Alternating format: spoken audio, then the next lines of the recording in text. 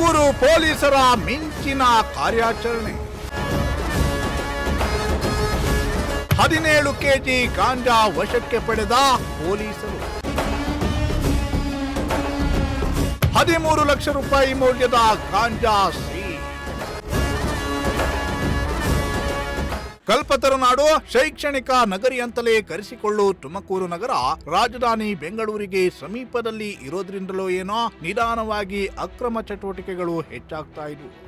ದುಷ್ಟ ಶಕ್ತಿಗಳು ನಗರಕ್ಕೆ ಎಂಟ್ರಿ ಕೊಡೋಕೆ ತಯಾರಿ ನಡೆಸಿದ್ವು.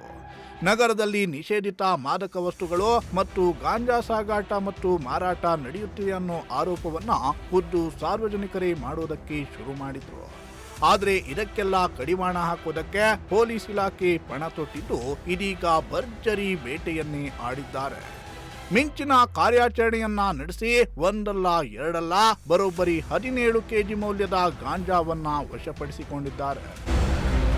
ತುಮಕೂರು ನಗರದಲ್ಲಿ ಮಾದಕ ವಸ್ತುಗಳ ಸಾಗಾಟ ಮತ್ತು ಮಾರಾಟ ಮಾಡುವ ಪೆಡ್ಲರ್ಗಳ ಪತ್ತೆಗೆ ತುಮಕೂರು ಎಸ್ಪಿ ಅಶೋಕ್ ವೆಂಕಟ್ ಮಾರ್ಗದರ್ಶನದಲ್ಲಿ ಬಲೆ ಬೀಸಿದ್ದ ಪೊಲೀಸರು ಇದೀಗ ಭರ್ಜರಿ ಕಾರ್ಯಾಚರಣೆಯನ್ನ ನಡೆಸಿ ಗಾಂಜಾ ಮಾರಾಟ ಮಾಡಲು ಪ್ರಯತ್ನಿಸುತ್ತಿದ್ದ 2 ಆರೋಪಿಗಳನ್ನ ಬಂಧಿಸಿದ್ದಾರೆ. ಬಂಧಿತ ಆರೋಪಿಗಳಿಂದ ಬರೋಬ್ಬರಿ 13,60,000 ರೂಪಾಯಿ ಮೌಲ್ಯದ 17 ಕೆಜಿ 89 ಗ್ರಾಂ ಗಾಂಜಾವನ್ನ ವಶಪಡಿಸಿಕೊಂಡಿದ್ದಾರೆ. ಮೈಸೂರಿನ ನಾಯ್ಡು ನಗರ ನಿವಾಸಿ ರಾಕೇಶ್ ಮತ್ತು ಮಂಡ್ಯ ಜಿಲ್ಲೆ ಶ್ರೀರಂಗಪಟ್ಟಣ ತಾಲೂಕಿನ ಹರ್ಷ ಎನ್ನುವವರು ಬಂಧಿತ ಪೆಡ್ಲರ್ಗಳು.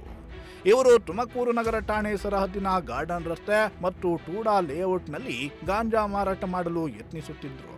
ಸದ್ಯ ಆರೋಪಿಗಳನ್ನ ಬಂಧಿಸಿರುವ ಪೊಲೀಸರು ಅವರನ್ನ ನ್ಯಾಯಾಂಗ ಬಂಧನಕ್ಕೆ ಒಪ್ಪಿಸಿದ್ದಾರೆ.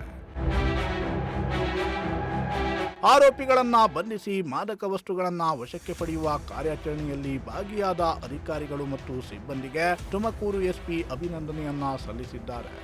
ಪೊಲೀಸರ ಈ ಕೆಲಸದಿಂದ ತುಮಕೂರಿನ ಜನರು ಕೂಡ ಖುಷಿಯಾಗಿದ್ದಾರೆ. Bureau report, Prajashakti TV.